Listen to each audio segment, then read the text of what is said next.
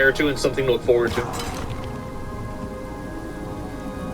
Yeah, give people goals, because I think that people don't have any sort of like, and this is like the nihilism, and like I'm primarily a nihilist, to be honest. I am, but at the same time, I recognize that has a degree of rot that it creates, and I think that the nihilism that having no real shared goal, like culturally, creates, I think it's very, very harmful. And it is a very slow decline process, but I think that you can see the damage that it's done by now. We'll never reach Mars. Yeah, people said that about the moon. And hey, some people say, yeah, we never did. So yeah, the idea of change is a big idea. Yeah, exactly. That's what China's doing, constantly pushing targets, like going into space and moving the needle. Yeah, and I also think that people in America, I think that there's been too many instances where patriotism is treated like nationalism, and nationalism is treated like patriotism. And I think that the problem is that people aren't educated enough to understand the difference between the two, and to distinguish between good forms of pride and bad forms of pride. And I think that's also a huge issue, also. Huge thing. Patriotism's dumb as fuck. I disagree.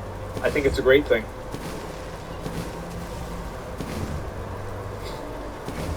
And the media demonized it for years. Yeah. I disagree with the Mars ambition. First should come to the restoration of the family structure. People first dream for themselves, then later dream for their children. I think that once you create a North Star for people, well, in this case, literally, once you create a North Star for people, what's this? In the party of family values. Their actions show reality couldn't be any further from the truth. For example, the Republicans recently blocked a bipartisan... I think this is old, right? Yeah, I think this is old. And so it's not really relevant, doesn't matter. But anyway, yeah, I'm just waiting for Trump, obviously. And so, yeah, that's how I see it. Without patriotism, you lack loyalty, and the military is much smaller in turn. Well, I feel like, you know, in America, there are a lot of good things that we have, but there are also a lot of bad things. And so the issue is that I think that people, and like media, and I think just people in general, have a really hard time being able to tread the line between understanding the bad things, taking accountability for the bad things, like name the bad. Well, like we have, I think healthcare. Healthcare is a great example. Healthcare is really bad. And I think like that the, you know, money in politics is really bad. Like those are two examples. And so It's good to see you. People are unable to like look at these issues independently without getting defensive about them. Wealth disparity? Well, wealth disparity is a problem everywhere, to be fair. Hello. And education, right? And so that's it. China isn't a better off nation. I'm not saying China's better or not. What I'm saying is that I think those are the reasons why you see people that react the way that they react, and the reason why people are like celebrating going to Zhongshu or like Red Note in order to like get away from like American censorship. And I think that really in that case, it's a matter of education. I think that a lot of these people are just simply not educated, and so they don't know what they're doing. They don't know what they're thinking.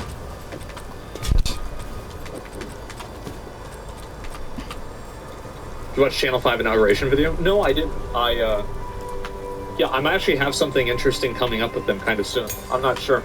I got a message yesterday, and so we'll see what happens. But yeah. People hear patriotism, they immediately think military, but true patriotism is the cohesion of you and your neighbors, in my opinion. Well, true patriotism, like, I mean, so like, I mean, like Dwight D. Eisenhower, like people are like, well, this is one of the main guys that won World War fucking II, right? For like the for the Americas.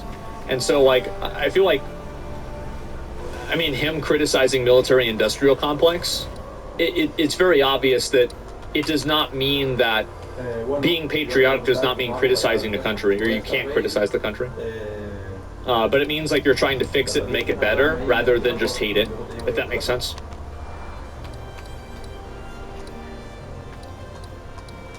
Have you watched the South Park special on healthcare where they lampooned Ozempic? I don't know if Ozempic is good for you or not.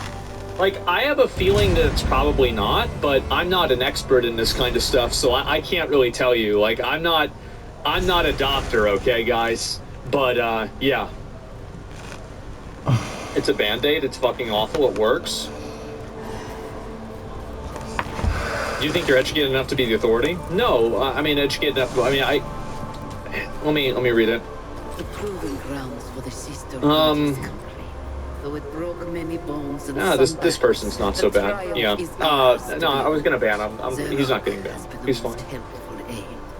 It's good if you actually have diabetes or obesity, but slim people use it to look slim fast. The South Park episode actually explained it. Yeah, I don't know.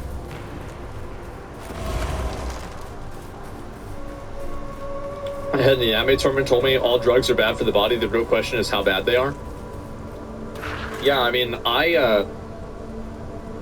don't know. I mean, to me, like, I've always felt, you know, like, I've always been skinny, so I felt like I don't need to do that. Like, I thought about, I thought about trying to, like, gain weight and, like, take, you know, like, eat a lot of protein and, like, really try to gain weight. But I decided against it because I think that my, what do you call it?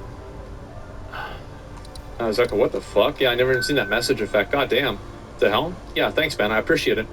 And, metabolism? Well, it's not metabolism. It's very simply I don't eat a lot of food.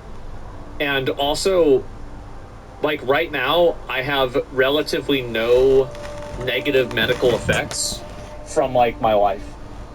So I don't really ever get sick. I don't have, like, a lot of issues in general. And so everything is yet, because everybody dies eventually, right? But, like, when I compare myself to, like, other friends of mine that are around my age and even younger than me, I find myself to be incredibly lucky. And so I don't want to change or rock the boat too much.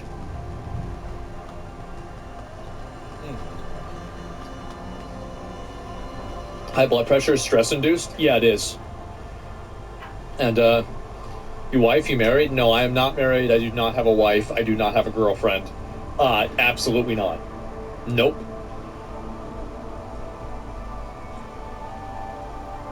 You're past 35, so you'll balloon soon too? Yeah, we'll see what happens, okay? Yeah. Not happening. But, yeah, boyfriend then? Let's try and relax, okay? Yeah, there you go. But, I'm married to chat, married to the game. Yeah. God damn, this is taking forever to do. Yep. But hopefully we'll have it happen soon. Why don't you have a girlfriend? There's a lot of reasons. Yeah, basically, pretty much, pretty much like the, a lot of stuff. A lot of stuff. Not gay, though. Not gay. Sorry. yeah, sorry about that. But, that's it. No women can handle the Roach King? Well, I feel like in general, my lifestyle, like, I don't really have a lot to offer like another person. And I feel like almost everything about me is like a bad thing. So there wouldn't be a person, like, a lot of people would not want to be in a relationship with me, right? Money? I don't spend money, though. I never spend money. I don't like spending money. And also, if, like, I'm going to get in a relationship with somebody because they just want me to, they want me to give them money, I mean, fuck. I mean, I feel like there's already a system for that already. Yeah, damn. That's really smart. Yeah, exactly. And so that's the way that I see it.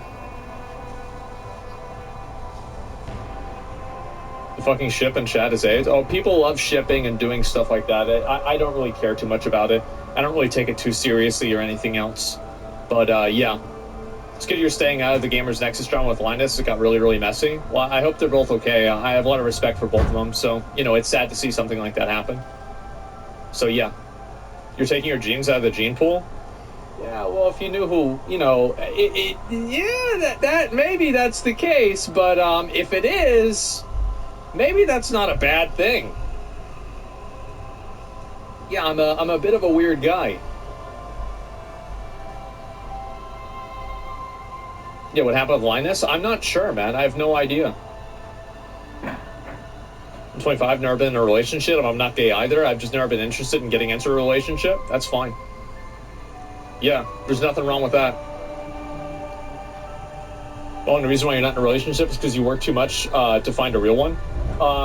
I mean, there's been a lot of girls I've tried to talk to, but like a lot of people don't want to be in a relationship with a person like me because of like you know, basically like I'm popular, but I'm also like very disliked, and so it's like you're not really going to get a lot out of like a lot of girls for like other streamers. I think it would be like kind of an advantage to date a guy that's a streamer because like maybe you could get their viewers or something like that. For me, that's not really the case, and also like there's such a like there's so much controversy and drama that surrounds me that people just do not want to be involved with it. And I've had this happen with like a couple of different girls before, and yeah, that's it. Why is the gold digger? See, that's what people think until they have to deal with it. Yeah, if you get hate, she'll get hate. Yeah, exactly. And so that's just it. I mean, I'm 34, right?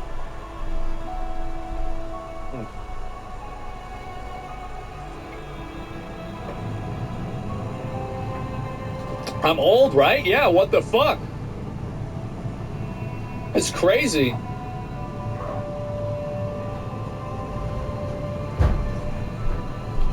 Yeah, taking one for the team. Yeah, exactly. 34 going on 57.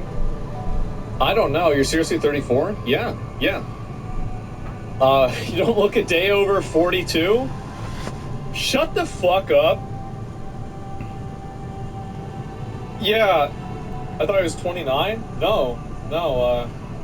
I mean, I don't think that I've really, like, changed the way that I look a whole lot. I mean, let me see if I can find a photo. Like, if I can look at my channel photo. Okay, there you go.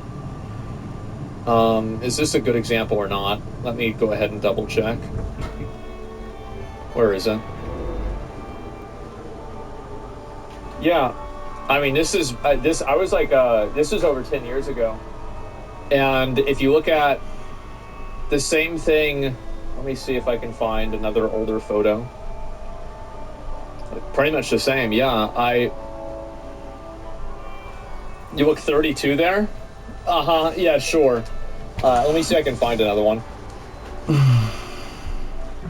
Like, this photo is probably the best example, is that,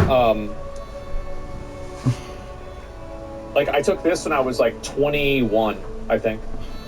And so I haven't really changed a lot, like, the way that I look, because I haven't really changed my weight or anything like that. And that's, like, a very big reason why I think people look different, is that their weight changes. But, yeah, I was 21 in this photo. And so, yeah, that was a long time ago. Very, very long time ago. 2011 Cataclysm. Rode the ball on speed dial. I never did drugs. Never. Get a transplant? I don't think it's gonna matter, man. Yeah, it won't make a difference at all. What's your take on Elon's gesture? I've talked about it like 5 times. Like, it's been too many times. Yeah. I'm almost double your age. I watch your streams a lot because you love your no bullshit attitude. Well, I appreciate it, man. Like, that's crazy, bro. He weighed as fuck. We gotta get this shit on the road. Let's get this done. Damn, what are we waiting on? What's he doing? Yeah. He weighed as hell. Maybe he's working or something like that. I don't know. But yeah, what are you gonna do with all your money in the end? I don't care what happens. People can, I don't care what happens to my body, what happens to my stuff, what happens to anything. I'm dead. I don't give a fuck. Yeah, you're done. You don't exist anymore. It's over. Huh? So I never think about it at all. Sí. Si quieres. No, ¿me acercas ahí a la estación? ¿A qué estación? A la Ivor. ¿En tu auto? Sí. Bueno.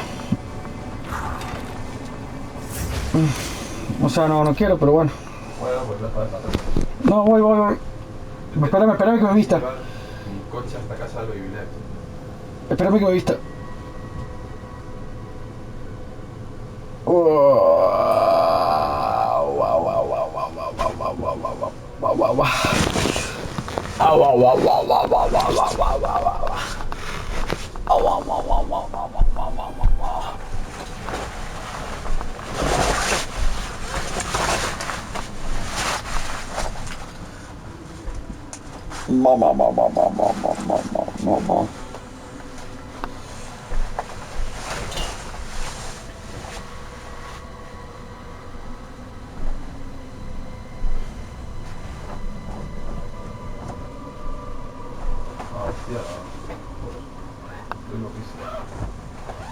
¿Qué teorías?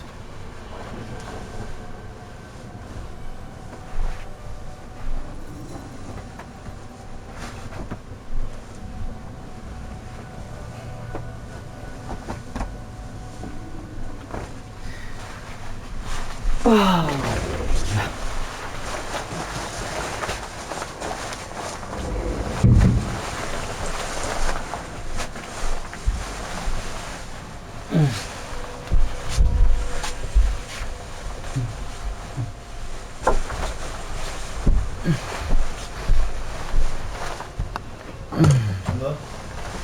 Pues ya, pásalo ya.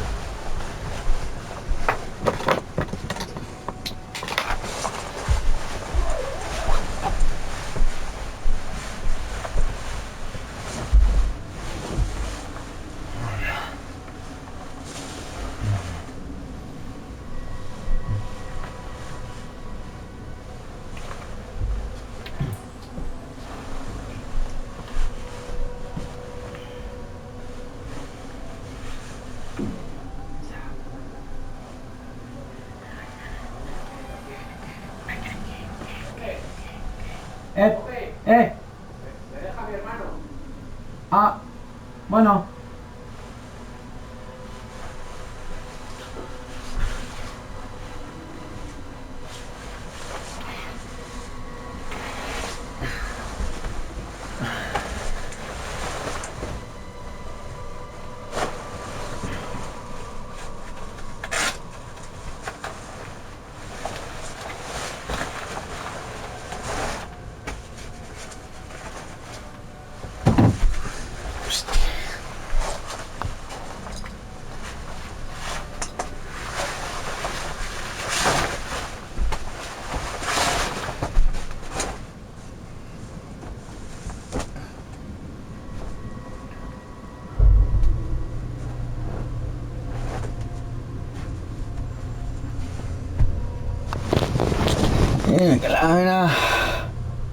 Because I think you're going to hear a lot about it in the future. A new American company that will invest $500 billion at least in AI infrastructure in the United States and very quickly, moving very rapidly, creating over 100,000 American jobs almost immediately. Stargate. This monumental undertaking is a resounding declaration of confidence in America's potential under a new We are so president. Let me fucking be- back. A new president, I didn't say it, they did. So I appreciate that, fellas, but it'll ensure the future of technology. What we want to do is we want to keep it in this country. China is a competitor and others are competitors. Fucking Stargate. We want it to be in this country and we're making it available. I'm going to help a lot through emergency declarations because we have an emergency. We have to get this stuff built. So they have to produce a lot of electricity.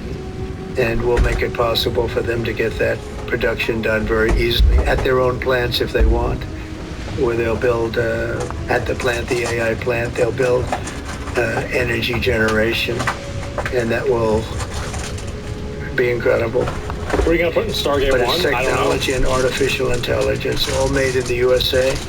Beginning immediate, Stargate will be building the physical and virtual infrastructure to power the next generation of advancements in AI, and this will include the construction of colossal data centers, very, very massive structures. I was in the real estate business. These buildings, these are big, beautiful buildings. Are going to employ a lot of people. And physical campuses and locations currently being scouted nationwide. They're making their choices of locations. I think they have their choice. Bro. I'd like to ask Larry, Sam, Fucking and Stargate. Masa to say a few words and just talk about a little bit about what they're doing. And Oh my God. if you have any questions, and then we'll go into a couple of other subjects also. But this is to me a very big thing. $500 billion Stargate project. I think it's going to be something that's very special. It'll lead to something that could be the biggest of all. So, Larry, maybe we'll start with That's you. really and we'll big. go down the line. Thank you.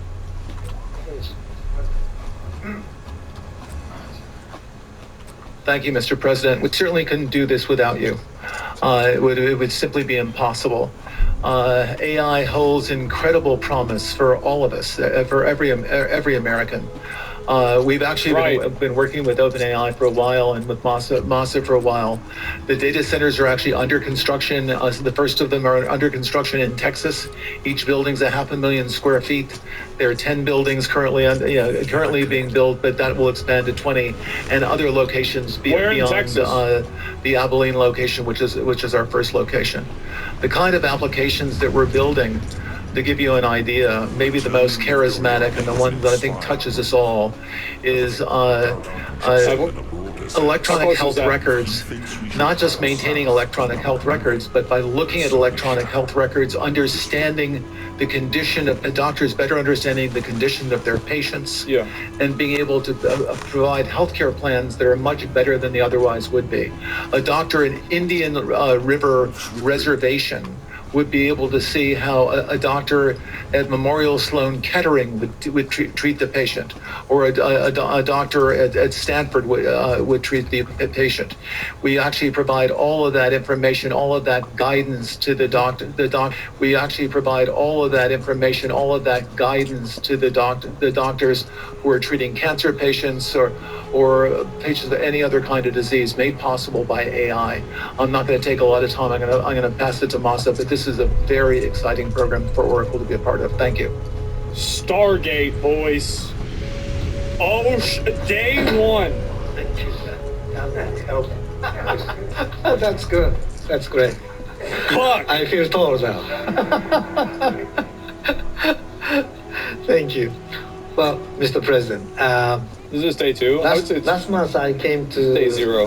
Yesterday, I would celebrate say. your winning and promised that we will invest $100 billion. And you told me, oh, Masa, go for 200. Now I came back with 500. Okay. Because this is the, as you say yesterday, this is the beginning of golden age of America. This is one great Nah, déjate joder. right? We wouldn't have decided to do this. This is the beginning of golden age. We wouldn't have decided unless you. I love this guy. And yesterday we agreed, we signed to make This is so good. because of this thing.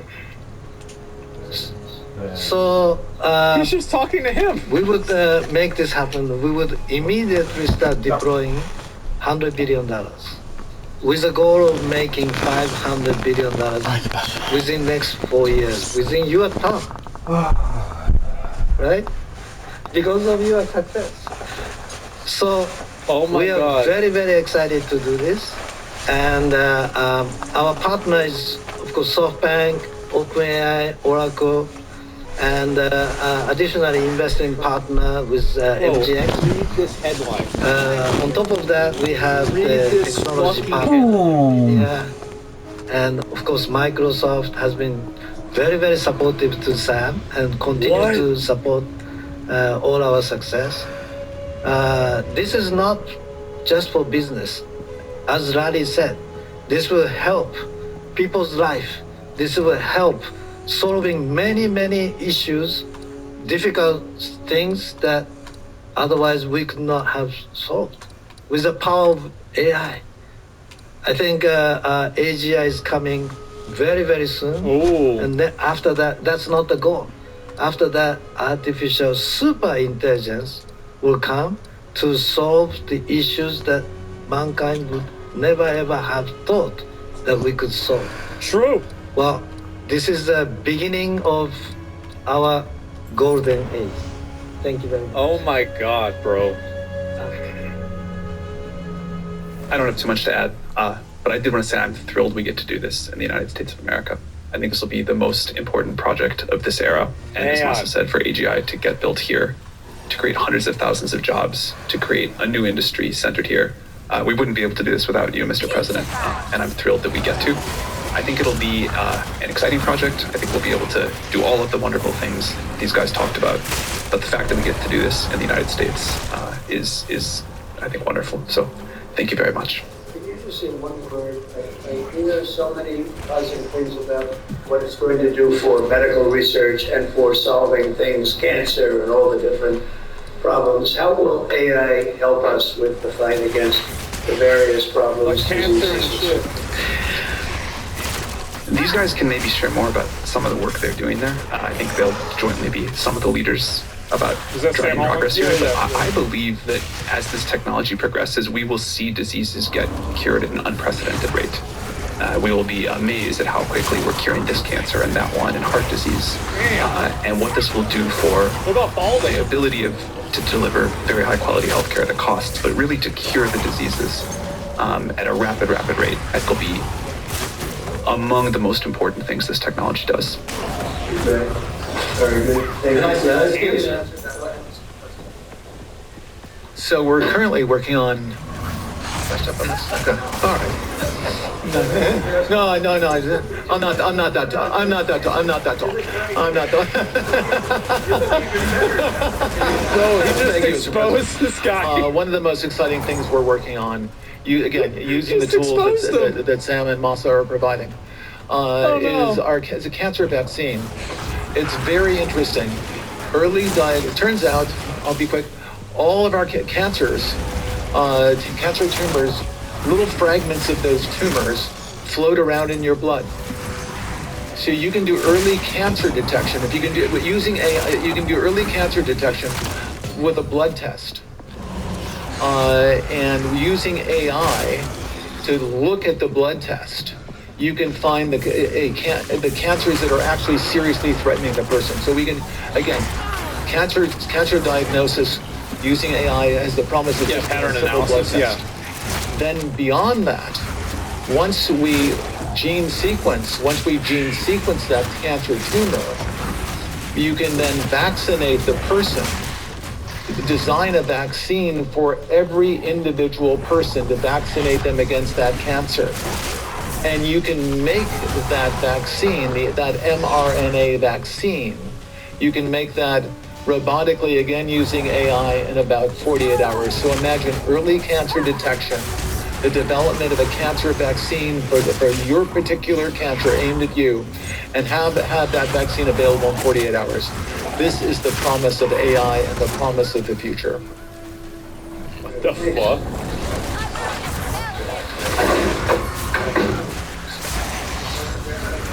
Yeah, just 1 second, we'll finish up. But these are highly respected guys. I was shocked with Larry because I don't even think Larry does this stuff. He did a very good job for a guy that doesn't do it much, right? But he's so respected, and the group, and it's really an honor. Trump cures cancer? For Larry to be here and do this is very unusual because he doesn't do this stuff. He doesn't need it. He doesn't, and you don't need it. NVIDIA stock? You don't need it. But I think it's an honor to the country. It's a great honor that this group, these are the top people, that they're going to do it, and they're going to do it here, and we're going to make it as easy as it can be. A $500 million Stargate project comes in addition to a separate pledge between $100 and $200 billion from, as we know, from Masa, that we talked about before. Also 20 billion from DMAC, which was great. And we have many others that are coming. Some I just announce it, it's easier, but with some, I know them and they're so highly respected, I'd rather do it this way. Many would like to do it this way, but we're letting the world know what's happening. This is money that normally would have gone to China or other countries, but in particular China. In total, before the end of my first full business day in Washington, in the White House, we've already secured nearly $3 trillion of new investments in the United States, and probably that's going to be 6 or 7 by the end of the week. Tremendous amounts of money are coming in for for many things other than even AI. AI seems to be very hot. It seems to be the thing that a lot of smart people are looking at very strongly. And our country will be prospering like never before. I think that's true, and it's going to be the golden age of America. As I say, yesterday we had the most ambitious, action-oriented day of any administration in history. No, there's never been a first day like yesterday, as you know. I signed a sweeping slate of executive orders to stop the invasion of our borders. I launched a government-wide effort to defeat inflation and bring down the cost of daily life and bring down the cost of energy, magnificently bring it down. And when energy comes down, Larry, I'd say generally speaking, when energy comes down, everything else comes down. The prices of food and the prices of everything else come down. Energy is that's the big baby. And we declared a national energy emergency to drill, baby, drill, our term that we use. We're going to drill, baby, drill like never before. We ended destructive DEI mandates across the federal government. We returned our country to a merit-based system and a common sense system. As you know, the Supreme Court gave us a decision on merit, where things in this country can be based on merit now instead of a lot of different rules, regulations, and things that really put our country at a big disadvantage. We permanently stopped government censorship and restored free speech. That was signed yesterday. We renamed the Gulf of Mexico the Gulf of America. Sounds so beautiful, the Gulf of America. There it is. And returned the name of a great president, William McKinley, to Mount McKinley. They took off the name. And he was actually a great president. That's right. He was a very, very successful businessman. He ran for governor of Ohio. He won and did a great job as governor, ran for president, and he won. He was assassinated, ultimately, in his second term, unfortunately. But he was the tariff king, and I don't think he was as bad as I am. I think I believe in him even more than him, but he believed in him very strongly. And he raised massive amounts of money. Our country was at its richest from 1870 to 1913. We had the most, that was when we were the richest, relatively speaking. We were the richest during that period of time. That was tariffs from other countries. And our administration's moving with unprecedented urgency and speed to confront every single crisis facing us, and we'll get the job done. And again, I want to thank Sam and Masa and Larry for being here. It's an honor to have them. And we'll take a few questions if you want. Can I ask you about some of the executive orders? You would agree that it's never acceptable to assault a police officer, sure. Right? So then if I can, among those you pardoned, DJ Rodriguez, he drove a stun gun into the neck of a DC police officer who was abducted by the mob that day. He later confessed on video to the FBI and pleaded guilty for his crime. Why does he deserve a pardon? Well, I don't know. Was it a pardon? Because we're looking at commutes and we're looking at pardons. Okay, well, we'll take a look at everything. But I can say this. Murderers today are not even charged. You have murderers that aren't charged all over. You take a look at what's gone on in Philadelphia. Take a look at what's gone off in L.A., where people murder people and they don't get charged. These people have already served years in prison, and they've served them viciously. It's a disgusting prison. It's been horrible. It's inhumane. It's been a terrible, terrible thing. I also say this. You go to Portland, where they wrapped police officers, shot police officers, nothing happened to anybody. You go to Seattle, where they took over a big chunk of the city and people died. Portland, a lot of people died. Wait a minute. And you go also take a look at Minneapolis, because I was there and I watched it. If I didn't bring in the National Guard, that city wouldn't even exist today. People were killed and nobody went to jail. So these people have already served a long period of time, and I made a decision to give a pardon. Joe Biden gave a pardon yesterday to a lot of criminals. These are criminals that he gave a pardon to. And you should be asking that question. Why did he give a pardon to all of these people that committed crimes? Why did he give a pardon to the J6 Unselect Committee when they burned and destroyed all documents which showed that they did what was wrong, not me? Wait a minute. Why did they give a pardon to all of his relatives, his brother who made millions of dollars, to all these different people? He gave pardons. That's the question you should be answering. All right, go ahead. Yeah, please. If I can just follow about your Steve, can I just follow up that really fast? No. That's it.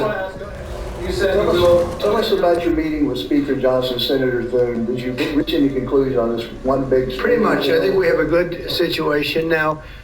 It's been in some ways made simpler by Los Angeles because they're going to need a lot of money. And generally speaking, I think you'll find that a lot of Democrats are going to be asking for help.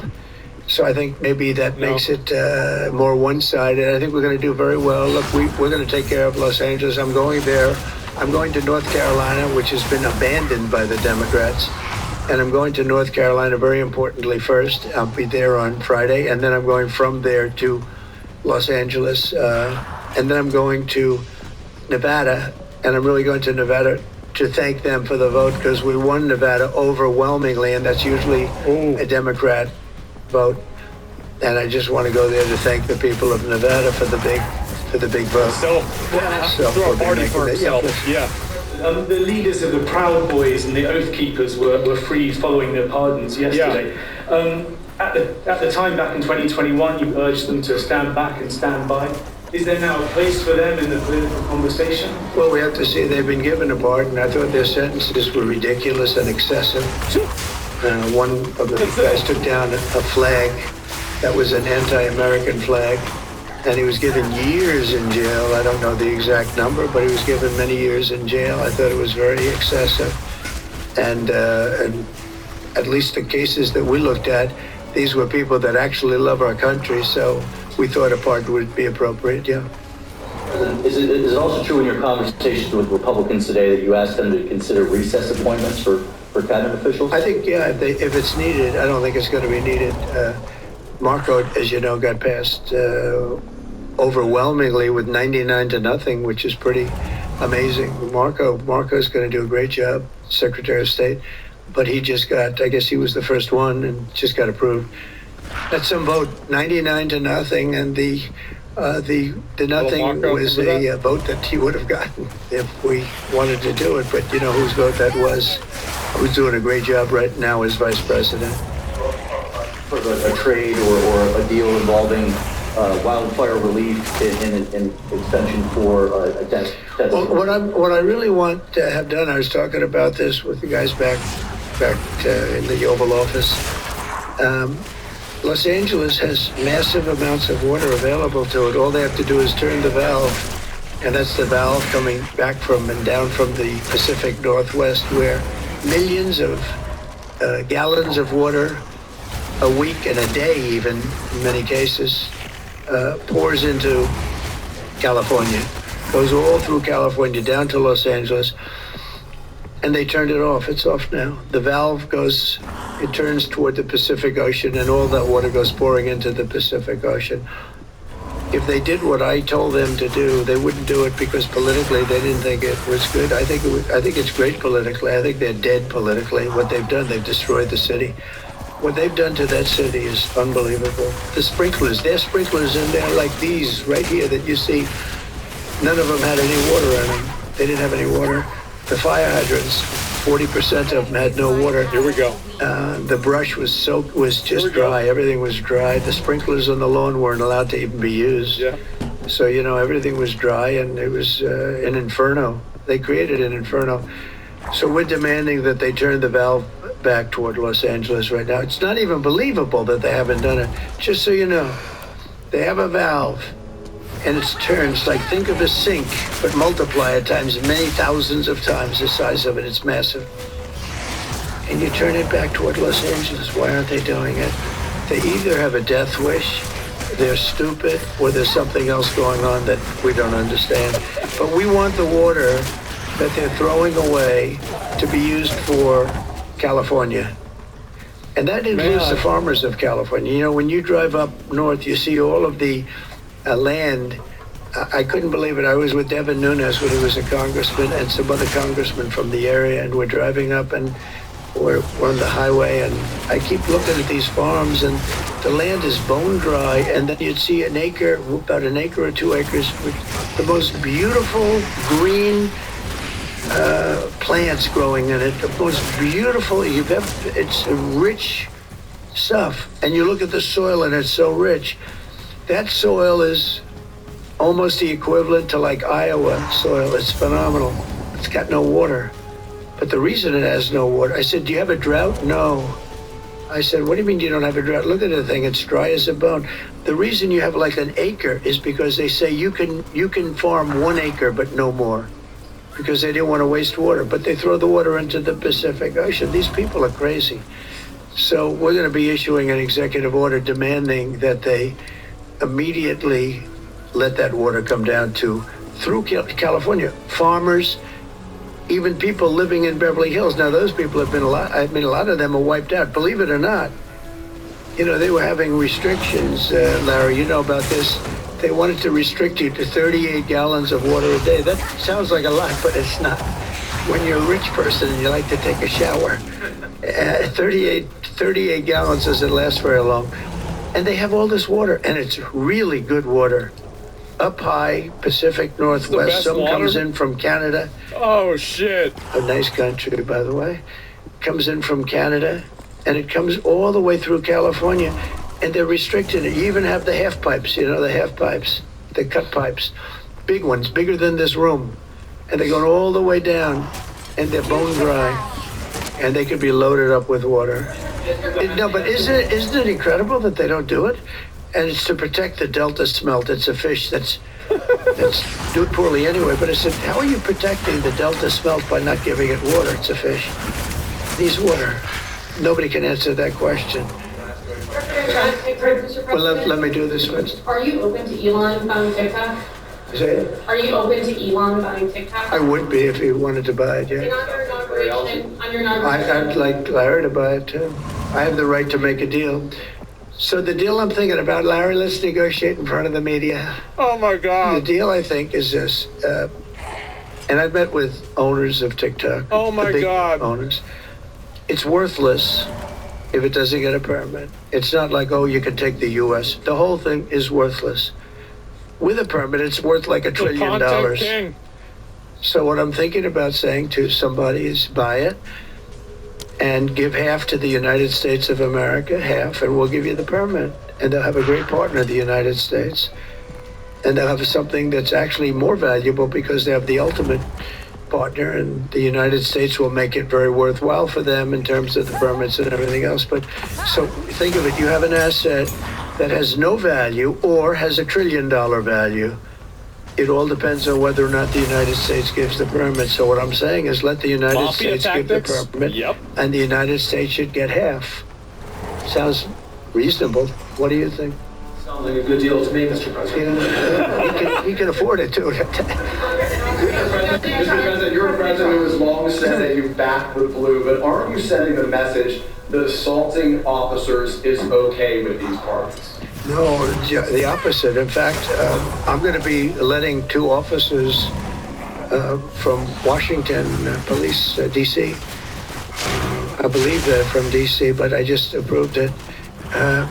They were arrested, put in jail for 5 years because they went after an illegal, and I guess something happened where something went wrong. And they arrested the 2 officers and put them in jail for going after a criminal. Yeah. A rough criminal, by the way. And I'm actually releasing. No, I'm the friend of. Yeah. I am the friend of police more than any president that's ever been in this office. More than 400 of the people that you pardoned, though, assaulted officers. So I want to ask you about the Vice President, J.D. Vance. He said, this is a week ago, he said, if you committed violence on January 6th, obviously you should not be pardoned. Why is your Vice President wrong? Well, only for one reason. They've served years in jail. They should not have served, and they've served years in jail, and murderers don't even go to jail in this country. And we had 1,500, we have 16 under review. As you know, we commuted about 16 of them because it looks like they could have done things that were not acceptable for a full pardon. But these people have served years of jail, and their lives have been ruined. And in many cases, listen to me for a second, stop interrupting. They served years in jail, and if you look at the American public is tired of it. Take a look at the election. Just look at the numbers of the election. We won this election in a landslide because the American public is tired of people like you that are just one-sided, horrible people in terms of crime. You don't talk about all the people that have been killed and what happens to those murderers. Murderers get no time. You take a look at some of these DAs. God. They go after political opponents, but they don't go after people that shoot people in the street. They're caught. They know where they're living. They know everything. They don't even go up to pick them up anymore. They just let them live there. They know all about it. They have their pictures. They have the tape of the shooting, and they don't even go up and you're talking about this. No, we pardoned people that were treated unbelievably poorly. In the history of our country, there's never been anything take place like this. Wow. They're still looking for them, but they're not looking for the murderers, the people that are killing everybody. We are, though, and we're getting them out of the country. We just started that. We're getting them out of the country, and they're going to be gotten out of the country fast. They came in illegally from jails and from prisons. They killed many people. Some of them killed many people. About 50% of them killed more than one person. They were released into our country. That's what we're focused on, not the kind of nonsense you're talking about. You called for a ceasefire in Ukraine. If Vladimir Putin doesn't come to the table to negotiate with you, will you put additional sanctions on Russia? Sounds likely.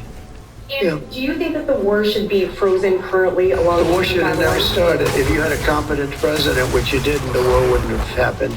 The war in Ukraine would have never happened if I were president. But that couldn't happen because the election was rigged. Yeah, go ahead. President, there's been some debate within your orbit over whether or not to keep or eliminate H-1B visas. What's your position on that? Do you want to keep H-1Bs or do you want to get them? I like both sides of the argument, but I also like very competent people coming into our country, even if that involves them training and helping other people that may not have the qualifications they do. But I don't want to stop. And I'm not just talking about engineers. I'm talking about people at all levels. We want competent people coming into our country. And HB1, I know the program very well. I use the program. Maitre d's, wine, experts, even waiters, high quality waiters. You got to get the best people. Now, then you go into people like Larry, and he needs engineers, and Massa needs, and this gentleman needs engineers like nobody's ever needed engineers, right? So we have to have the quality people coming in now. Stargate. By doing that, we're expanding businesses, and that takes care of everybody. So I'm sort of on both sides of the argument, but what I really do feel is that we have to let really competent people, great people, come into our country. Yeah, of course. And we do that through the H-1 program. Tariffs on Canada and Mexico in an effort to force negotiations sooner on USMCA. No, it's really not on USMCA. It has nothing to do with that. They've allowed both of them. Canada, very much so. They've allowed millions and millions of people to come into our country that shouldn't be here. They could have stopped them, and they didn't. And they've killed 300,000 people last year, my opinion. Canada? Have been destroyed by drugs, by fentanyl. The fentanyl coming through Canada is massive. The fentanyl coming through Mexico is massive. And people are getting killed, and families are being destroyed. I mean, the son gets killed, and the family is a basket case for the rest of their lives. I mean, I've seen mothers that thought they'd heal. They never heal. They say it gets worse with time. It gets worse with time. They lose their boy, they lose their baby, they lose their young daughter to fentanyl poisoning. And I had that talk with President Xi the other day, too, of China. I said, we don't want that crap in our country. We got to stop it. I would have stopped it. I had a deal with him where he was going to give the maximum penalty, which in China is the death penalty for drug dealing. And he was all set. He was going to give the maximum penalty to fentanyl dealers. If they send to the United States, they were going to get the death penalty. And of course, Biden didn't pick that up. I had that deal all done. It was all wrapped up. We were going to have it done. And then the election went, let's put it nicely, it didn't go the proper way. I'm trying to be nice about it. It was rigged. And we had an incompetent president elected, and he never followed up on that deal. The type of But he should doctor have it followed was. up. Because if they got the death penalty, they wouldn't be sending fentanyl to Mexico, Canada, and other places. We're thinking about that too. We're talking about a tariff of 10% on China based on the fact that they're sending fentanyl to Mexico and Canada. How soon on those tariffs? probably February 1st is the date we're looking at. For Mexico and China, we're talking about approximately 25%. Date on the Gaza ceasefire. Are you planning to travel to the Middle East soon? We're thinking about going to the Middle East, not yet. We have a thing called the hostages are coming back going on right now. They are coming back. Some of them have been very damaged. You look at the young lady with her hand practically blown off. You know how that happened, right? Did you know how that happened? When you find out, you're not going to be too happy because it was terrible. But the hostages are starting to come back. If I weren't here, they wouldn't be back ever. They would have never come back. They would have all died. If this were done a year earlier, if Biden would have done this deal a year and a half, 2 years ago, or frankly, it should have never happened. October 7th should have never happened. Nobody should be dead.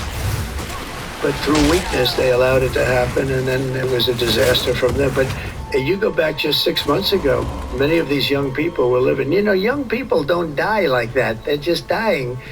And young people aren't dying at 22 and 23 years old. They don't die. But now they're dying, and you wonder why they're dying. They're being killed, and they have been killed. But they say 6 months ago, you would have had 11 more living hostages.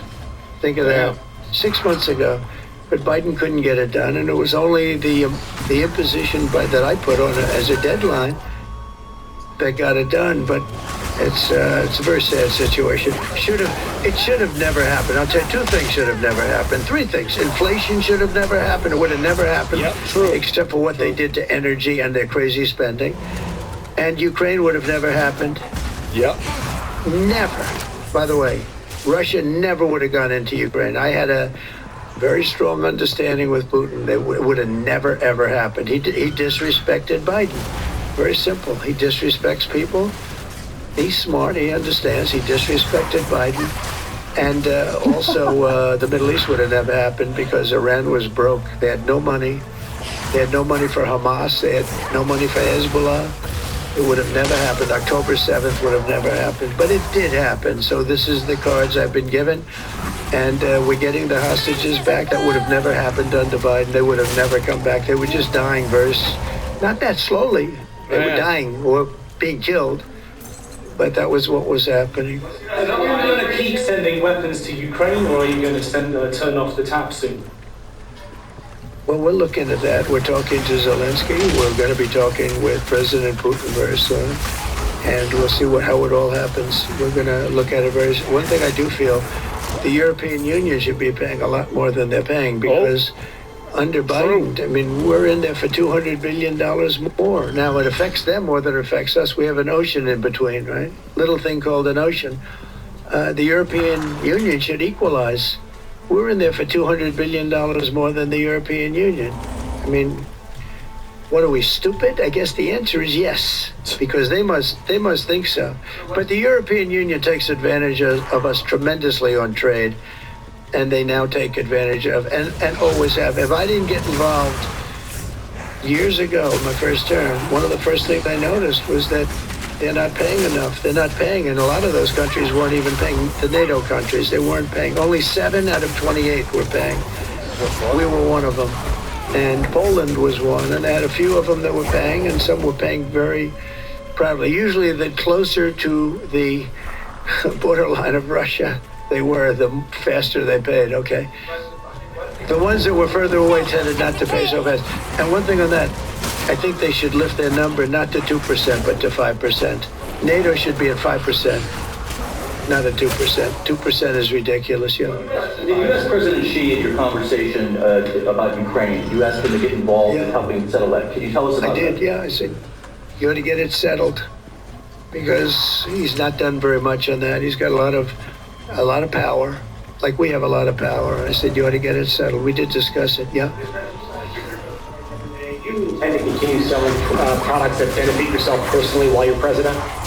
Well, I don't know if it benefited. I don't know where it is. I don't know much about it other than the launch that I heard it was very successful. I haven't checked it. Where is it today?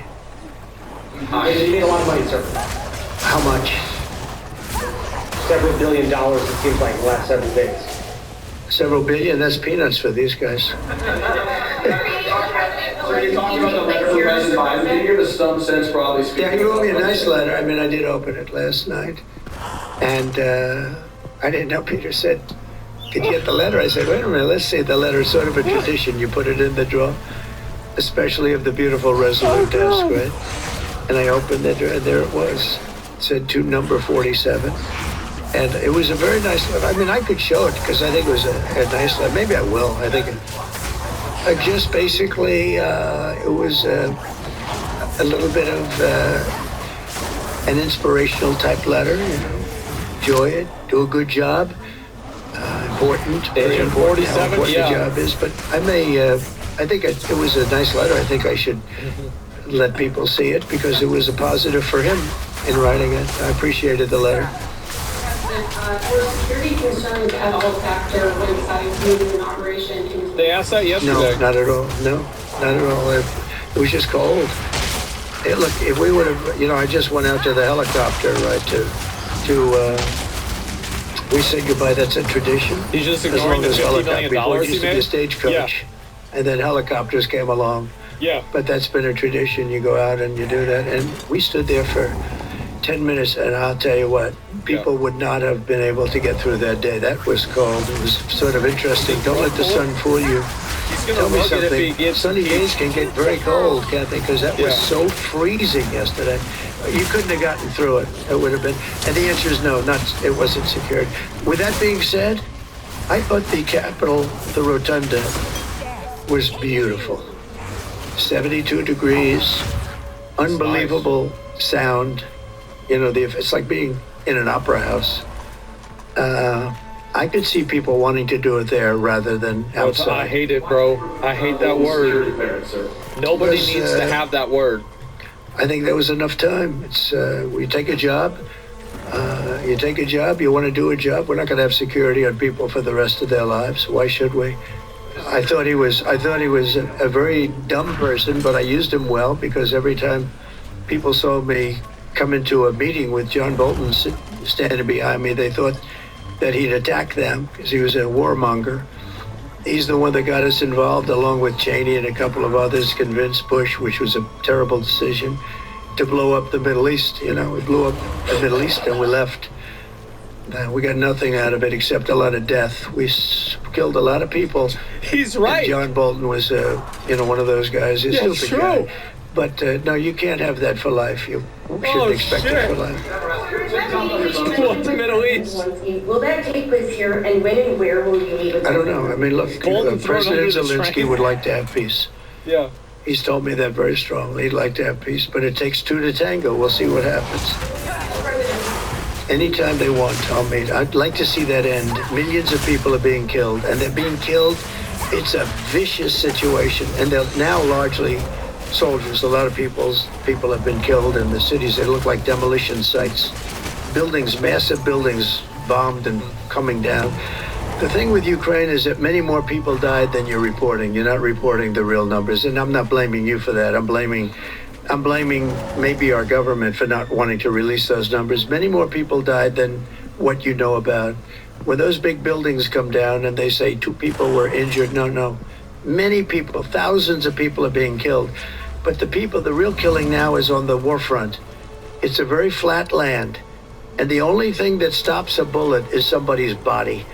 And you have young soldiers. So Russia's lost about 800,000 soldiers now. Ukraine's lost about 600 or 700,000. I think the numbers are low that they're giving out. But they've lost massive numbers of young soldiers. And that war should stop. It's very flat, it's beautiful farmland, and it's flat and really beautiful in a different kind of a way, but they don't have any protection. He just said it? The only thing that stops a bullet is a body, and those bodies are stopping a lot of bullets, and they're being decimated, both sides. Your conversation with President Xi, what did you tell him in terms of when to expect tariffs, and what can he do to avoid it? About which one? About tariffs? We didn't talk too much about tariffs, other than he knows where I stand. Look, I put large tariffs on China. I've taken in hundreds of billions of dollars. Until I was president, China never paid not 10 cents to the United States. With me, they paid hundreds of $600 billion or so, or more than that even.